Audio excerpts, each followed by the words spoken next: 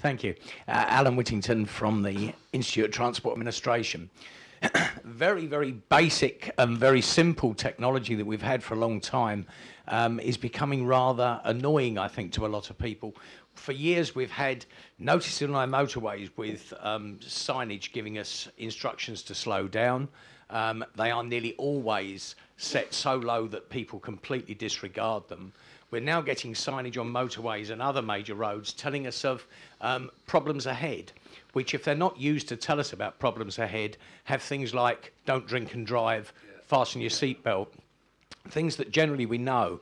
I find that driving along and seeing these sort of signs tells me that don't bother to read that, and I will then miss the one that says major catastrophe, 2 junctions down, pull off here, avoid the traffic congestion. Could somebody actually use the signs for what they're meant to be and actually get signs that are realistic? You know, 20-mile-an-hour limits on motorways are not going to be adhered to. Thank you. Chairman, I have to admit that this is entirely my fault. No, and I'm not at all repentant, I have to say.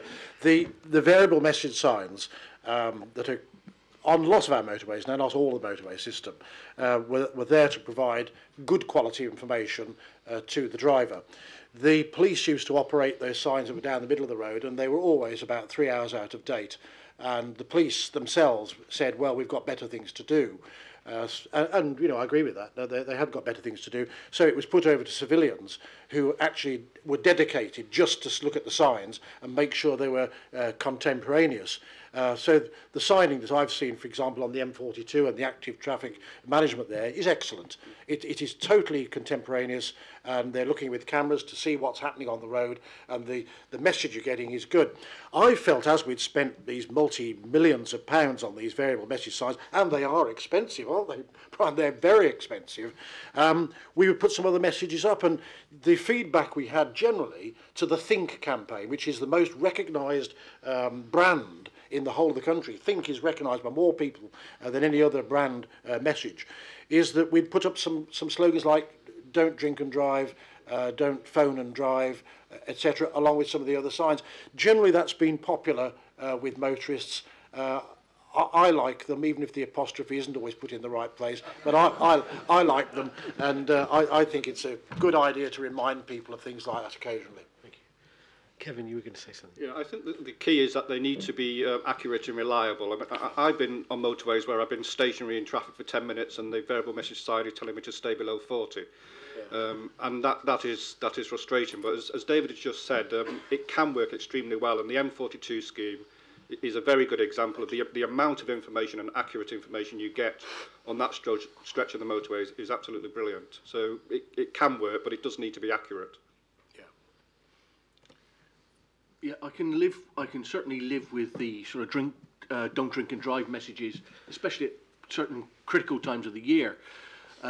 What really annoys me in the same way is the ones where you see the blatantly obvious ones. Beware spray. It's bouncing down with rain, and the spray you can see is coming over the top of your car. So I have sympathy with the speaker's view, especially if it's too obvious to require a message. Okay, I mean that pulls up 2 important things from the ITS point of view. ITS collects a lot of data, senses a lot of data, and can disseminate a lot of data. 2 points there. Don't send the bloody obvious because it's no good to anybody.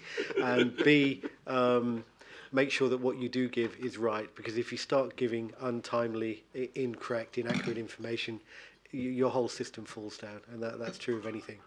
I know that because I live in Newcastle. We have a metro system, which is a very good system, but it has a temporal measurement system of 2 minutes for a metro. Could be anything between 1 and 7 minutes. Is a fascinating thing of people not believing the information they get. Anyway, no one from Nexus here, I hope. Next question, please.